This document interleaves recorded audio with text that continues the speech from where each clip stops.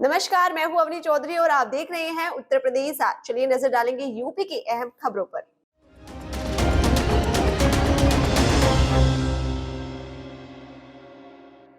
उत्तर प्रदेश के जालौन से एक विवाहिता की संदिग्ध हालातों में मौत की खबर सामने आई है, तो वहीं मृतका के परिजनों ने ससुराल पक्ष पर हत्या का आरोप लगाया है। उनका कहना है कि दहेज की खातिर उनकी बेटी को मौत के घाट उतार दिया गया। वहीं मृतका के परिजनों ने पुलिस पर भी आरोप लगाते हुए कहा है कि उनका केस दर्ज नहीं किया जा रहा है। आरोप तो ये भी लगा है कि पुलिस इस मामले में कोताही बरत रही है। काय के लिए आई हो? जाकर लेने आए कि हमारी लड़की मर गई, कोई सुनाई नहीं है। इसकी शिकायत पुलिस से की थी थाने में? कही है, थाने से कही है, लिखा पड़ी भाई है, चोट दिखी है। तो पुलिस ने कोई कार्रवाई की? कुछ नहीं करी।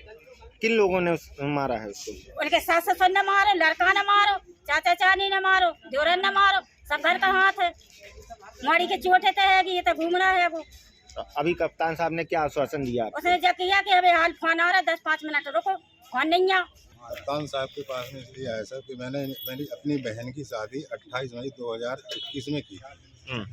तो उनके ससुराल वालों जो हमने अपनी हैसियत से जाना, उनको दहेज के तौर पे दान दिया था। कुछ दिन तो उनके घर पे मसला सही चला है। इसके बाद में कुछ दहेज के वाले में चर्चा चलने लगी। तो मैंने उनके पिताजी को फ़ोन किया कि आपके यहाँ लड़ाई झगड़ा क्यों होता है। तो वो कह रहे थे कि मैंने ठीक है समझा दिया, वैसा नहीं होगा। इस दौरान मैं लवाने के लिए उनको गया हूँ, तो वो बोले कि प्रेग्नेंट है। तो हमने चलो अच्छी बात है, प्रेग्नेंट है, आपके यहाँ भी खुशी है, हमारे यहाँ भी खुशी होगी। इसके दौरान कुछ ज़्यादा दिन दब गए हैं। लड़ाई झगड़े का इनका सिलसिला बराबर चलता रहा। उसके 4 से दिन पहले भी लड़ाई हुई थी, मृत्यु होने के पहले। तो इसके बाद में इन लोगों ने मारपीट करके उनकी हत्या कर दी। तो हम आटा थाने गए हैं अपनी एप्लीकेशन लेने के लिए। तो एप्लीकेशन मैंने दी, तो वहाँ पर कोई ले नहीं रहा है।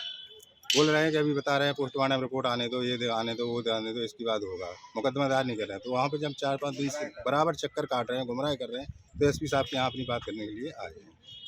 ठीक। जब सो जाता है सारा शहर, तो जागते हैं क्राइम के सौदागर। लेकिन अब चलेगा हंटर, होगा क्राइम का पोस्टमार्टम। देखना ना भूलें खास कार्यक्रम क्राइम का पोस्टमार्टम।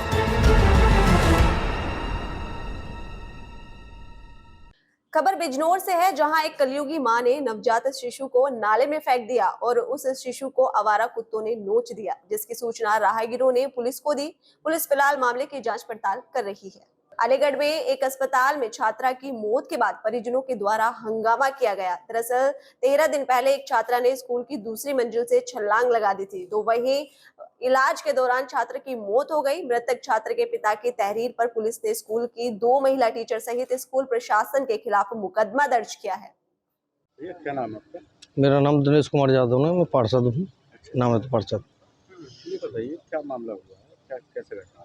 ये मैंग लड़का था हमारा पड़ोसी, ये जो इनग्राम स्कूल में पढ़ता था 8th क्लास में।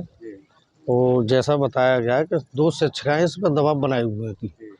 ये दौड़ की तैयारी कर रहा था और वो मैडम इनको दौड़ में नहीं जाने दे रही थी। उस डिप्रेशन में आके तो ये कदम उठाया बच्चे ने। क्या किया था? ऊपर से दिया था? हाँ, मौके पे तो थे नहीं हम, लेकिन ऐसे ही बताया कि वो 3 मंजिल पर चढ़ के और वो कूदा है या क्या है, ये कहना हो। तो ये 1 तारीख की है। आज क्या हुआ है? आज रात करीब 2-2:30 बजे के करीब ये लड़का ख़त्म हो गया उपचार के दौरान मेडिकल। बच्चे का नाम मयंक था, सन ऑफ संजीव कुमार, निवासी त्रिमूर्ति नगर, अलीगढ़। खबर की धड़कन समझते हैं हम, हालात की संजीदगी जानते हैं हम। एहसास है देश और दुनिया देख रही है हमें। जिम्मेदारी जितनी शासन की, उतनी आम हिंदुस्तानी की, क्योंकि हम हैं भारत आज, सबसे आगे।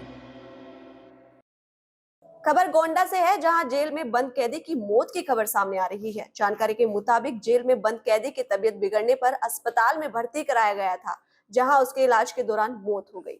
बंदी आया था जिसको मौत हो गई, ये क्या मामला है, कैसे मौत हुई, क्या? देखिए, एक विचाराधीन बंदी शालिग्राम शाम को 5:25 बजे जेल दाखिल हुआ।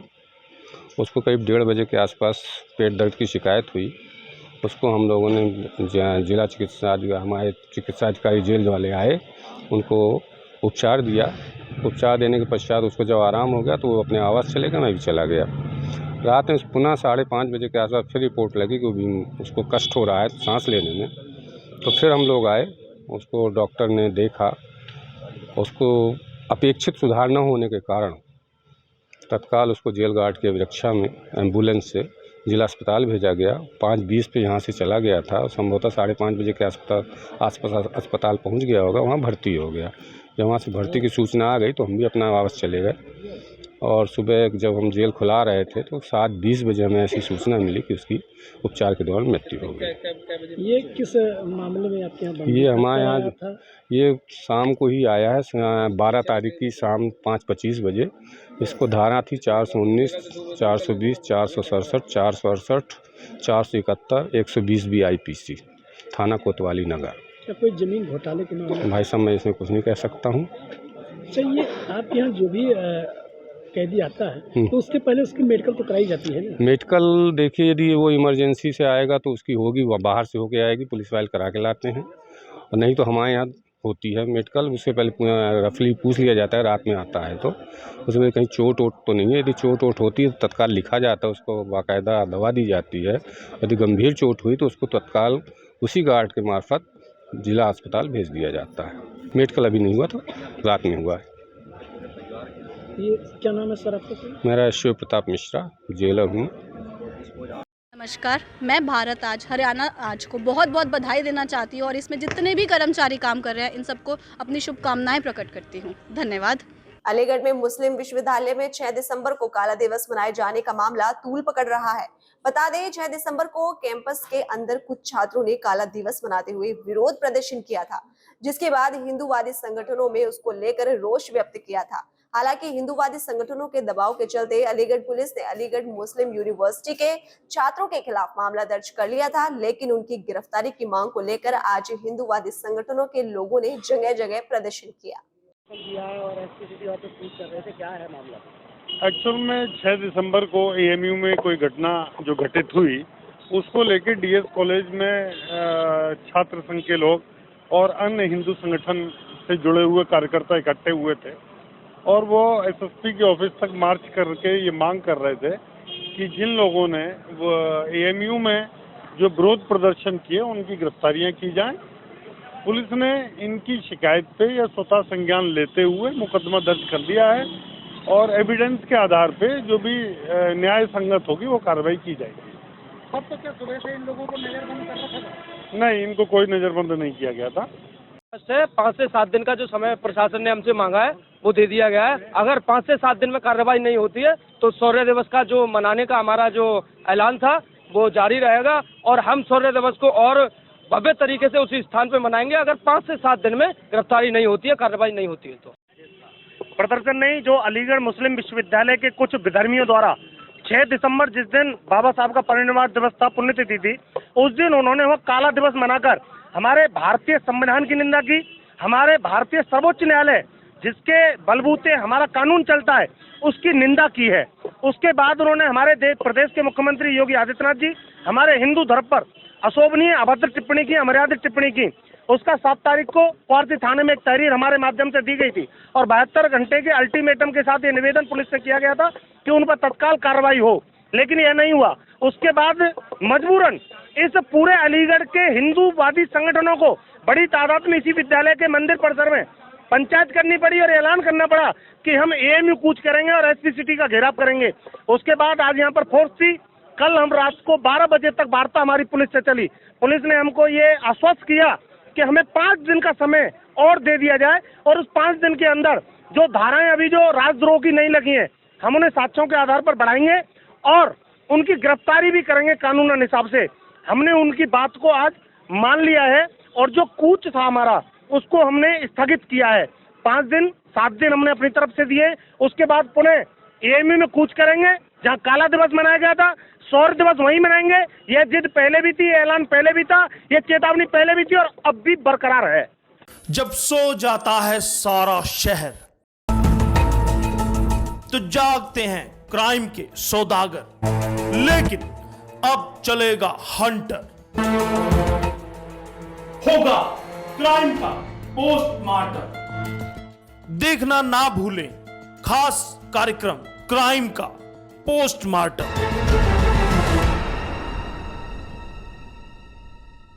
मेरठ से मानवता को शर्मसार करने वाली घटना सामने आई है, जहां एक दिव्यांग युवक को पीट कर मौत के घाट उतार दिया गया। बता दें कि दिव्यांग युवक गली में चल रही प्रॉपर्टी के विवाद को देखने गया था, जहां पहले से ही झगड़ रहे दो भाइयों ने दिव्यांग को बंधक बनाया, फिर उसे मौत के घाट उतार दिया। क्या बताऊं, गरीबों का तो लाल फालतू लगे।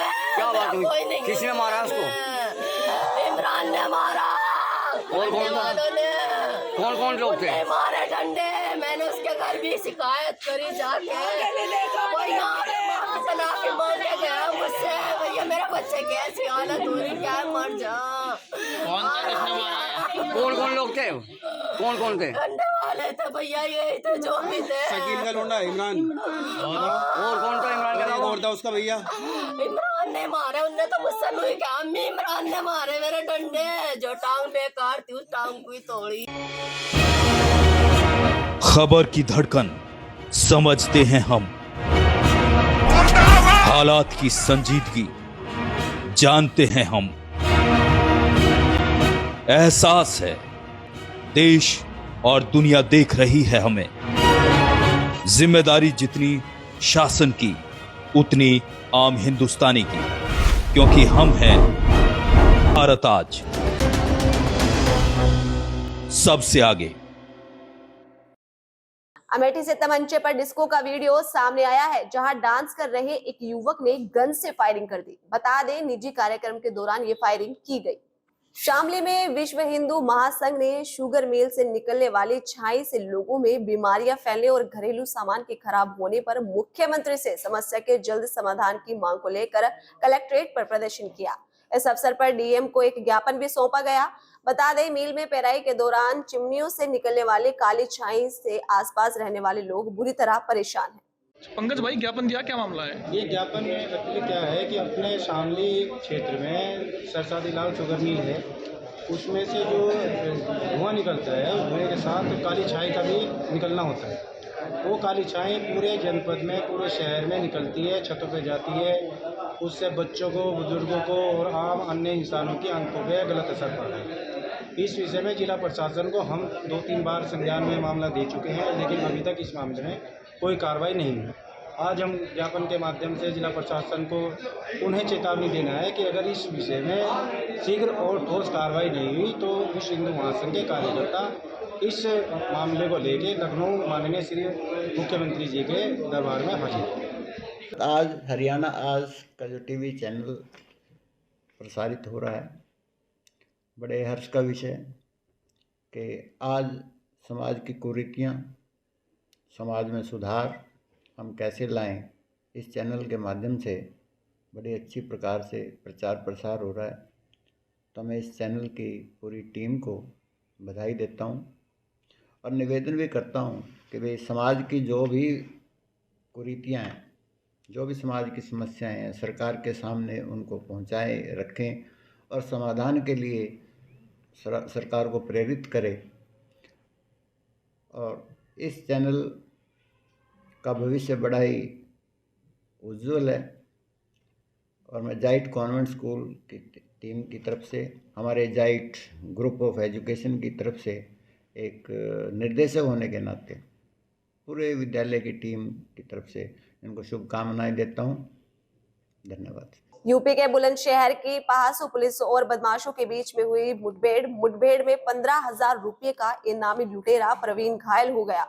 बता दें प्रवीण पर मेरठ, हापुड़, गाजियाबाद, नोएडा सहित करीब 1 दर्जन मामले दर्ज हैं। थाना पहासू जनपद बुलंदशहर द्वारा एक सराहनीय कार्य किया गया है। थाना पहासू पुलिस द्वारा आज रात्रि में संदिग्ध व्यक्ति और वाहनों की चेकिंग की जा रही थी। इसी क्रम में एक संदिग्ध व्यक्ति मोटरसाइकिल पर सवार होकर आता हुआ दिखाई दिया, जिसे पुलिस टीम द्वारा रोकने का प्रयास किया गया, परंतु उक्त बदमाश द्वारा थाना पहासू पुलिस टीम पर फायरिंग की गई। सेल्फ डिफेंस में पुलिस टीम द्वारा भी फायरिंग की गई, जिसके क्रम में उक्त बदमाश के पैर पे गोली लगी है। प्रारंभिक पूछताछ में उक्त बदमाश ने अपना नाम प्रवीण बताया है, जो कि थाना कोतवाली नगर जनपद हापुड़ का रहने वाला है और डकैती के एक मुकदमे में वो जनपद मेरठ से वांछित भी चल रहा था। इसके ऊपर 15,000 का इनाम भी पूर्व में घोषित था। घायल जो अभियुक्त है उसे उपचार हेतु निकट के CSC में भेजा जा चुका है। अग्रिम विधिक कार्रवाई पुलिस द्वारा की जा रही है। जब सो जाता है सारा शहर तो जागते हैं क्राइम के सौदागर, लेकिन अब चलेगा हंटर। होगा क्राइम का पोस्टमार्टम। देखना ना भूलें खास कार्यक्रम क्राइम का पोस्टमार्टम। झांसी जिलाधिकारी के निर्देश पर अवैध परिवहन एवं ओवरलोड वाहनों के खिलाफ कार्रवाई दूसरे दिन भी जारी रही, जहां प्रशासन द्वारा संयुक्त रूप से कार्रवाई करते हुए 2 GCB 2 डंपर को सीज किया। वहीं अवैध पार्किंग में खड़ी सरकारी रोडवेज बस का भी चालान काटा गया। इसके साथ ही चेतावनी दी गई है कि चौराहे पर अवैध पार्किंग न की जाए। आज आपके द्वारा क्या अभियान चलाया गया और क्या कार्रवाई की गई? आज हमारे जिलाधिकारी महोदय के निर्देशन में एक संयुक्त टीम का गठन किया गया है तहसील मऊरानीपुर के लिए, जिसमें SDM साहब हैं, CO साहब हैं, मैं ARTO, खनिज विभाग और पुलिस विभाग। इसमें ये जो अवैध परिवहन है, अवैध जिस तरीके की जो भी गतिविधियां हो रही हैं उसके लिए DM साहब ने हम लोगों को निर्देश दिया है। इसके तहत आज जो कार्रवाई हुई है उसमें सकरार थाने में एक बिना टैक्स के JCB बंद की गई है, एक डंपर का चालान हुआ है, एक JCB यहाँ मऊरानीपुर में चालान हुआ है। इसके साथ साथ SDM साहब और CO साहब के साथ ज्वाइंट चेकिंग करते हुए यहाँ रेलवे स्टेशन के सामने जो कुछ बसें अवैध रूप से पार्क हो जाती हैं, जिनको बार बार मना करने के बावजूद भी जो नहीं माने, उनका आज चालान किया गया। इसमें 2 जो UP SRTC की बसें हैं उन 2 बसों का चालान हुआ। फर्रुखाबाद में देवी देवताओं पर गलत बयान को लेकर भारतीय मानव कल्याण संगठन ने विरोध जताया। बता दें, मंडप गेस्ट हाउस के निकट प्रदेश अध्यक्ष युवा मोर्चे की अगुवाई में पुतला फूका गया और रोष जाहिर किया गया। आप भी संगठन से जुड़ी हुई हैं? क्या शुभ नाम है आपका? मेरा टीना सिंह। अच्छा, क्या कहना है आपका जो आज पुतला आप लोगों ने फूका, इस विषय में क्या कहना चाहती हैं? मेरा यही कहना है कि गुरु शरण शर्मा को ये सब नहीं करना चाहिए कि वो वहाँ पर भोली भाली जनता को लूट रहे हैं, उनसे पैसे ले रहे हैं। मान लीजिए 21 हाजिरी कोई गरीब जनता जा रही है, उसके पास पैसा नहीं है, उसका काम भी नहीं हो पा रहा है। आप इतने बताते हैं कि वहाँ रामायण का पाठ चल रहा है, आप 2100 रुपये की पर्ची कटवाइए, वहाँ ये करवाएंगे, उसके लिए पैसे दीजिए। बताइए, कैंसर का पेशेंट है, वो मर जाता है उनके यहाँ जाके और वो उसको बुलाते रहते हैं। किसी गरीब जनता के पास पैसा नहीं है तो वो कहाँ से इनकी हाजिरी करेगी, कहाँ से अमावस्या करेगी? ठीक है, इनको ऐसा नहीं करना चाहिए। और फिर बोलने से पहले ये सोच लेना चाहिए, जब आप कहते हो कि मेरे पे हनुमान बाबा की सिद्धि है, तो कहाँ है आपके पास हनुमान बाबा की सिद्धि, जो आपको ये नहीं पता है कि देवी देवता किसी की पॉलिश करते हैं? क्या बोल रहे हो आप? आपके पास विवेक बिल्कुल नहीं है, मर चुकी है आपकी विवेकता। आप क्या कहना चाहते हो? आपको यही समझ, जिस देवी देवता के लिए कह रहे हो, जो हनुमान बाबा भी नतमस्तक होते हैं, हम सारे देवी देवता नतमस्तक होते हैं माता रानी के सामने, उसके लिए कह रहे हो तुम? उनको यही समझ में नहीं आता है। नारियों के लिए उल्टा सीधा बोलते हैं और कितनी गलत भाषा से वो प्रयोग करते हैं। किसी को बीमारी होती है, कहते हैं कि इसके ऊपर देवी देवता आता है, वो भूत आते हैं। उनको कुछ समझ में आता है कि नहीं आता है? ऐसे ही चलता रहेगा क्या? भोली वाली जनता को इसी तरह, किसी को तो आवाज़ उठानी पड़ेगी, आवाज़ तो उठेगी, या तो वो छोड़ दें इस कार्य को। और फिर उनको चुनौती दी गई है, वो सामने आए ना, अपनी जितनी भी उनके पास पावर है, हनुमान बाबा की कृपा बताते हैं, तो सामना करें ना मेरे गुरुदेव जी का। क्यों नहीं आ रहे हैं वो सामने? अगर वो इस तरह से करते रहेंगे तो उनके खिलाफ आवाज़ उठाते रहेंगे, पुतले जलाते रहेंगे, वो या तो छोड़ दें या सुधर जाएं। नहीं सुधार के रहेंगे हम लोग। हम भी मानवता की रक्षा करने के लिए हमने भी कदम उठाया है। हम अपनी भोली वाली जनता को इस तरह से नहीं करने देंगे। मिश्रा जी, आप बताइए, आप इस विषय में क्या कहना चाहते हैं और क्या पद है आपके पास? जी, मेरा नाम विपिन कुमार मिश्रा है और भारतीय शक्ति चेतना पार्टी का मैं प्रदेश युवा अध्यक्ष हूँ। मैं भी इसी बात में अपनी बात को मिलाता हुआ यही कहना चाहूँगा कि गुरु शरण शर्मा, आपके पास केवल 2 ही रास्ते हैं, या तो आप स्वयं को बदल लीजिए और या तो भोली भाली जनता को लूटना बंद कर दीजिए। ऐसी और खबरों को जानने के लिए जुड़े रहिए हमसे और देखते रहिए उत्तर प्रदेश आज। खास खबर हो या सवाल आपका, हम आपको दिखाएंगे विश्वसनीय खबर। इसीलिए हमारे सभी पेजों को कर लीजिए लाइक, शेयर और सब्सक्राइब, ताकि हर खबर पहुंचे आप तक सबसे पहले। खबर की धड़कन समझते हैं हम, हालात की संजीदगी जानते हैं हम। एहसास है देश और दुनिया देख रही है हमें।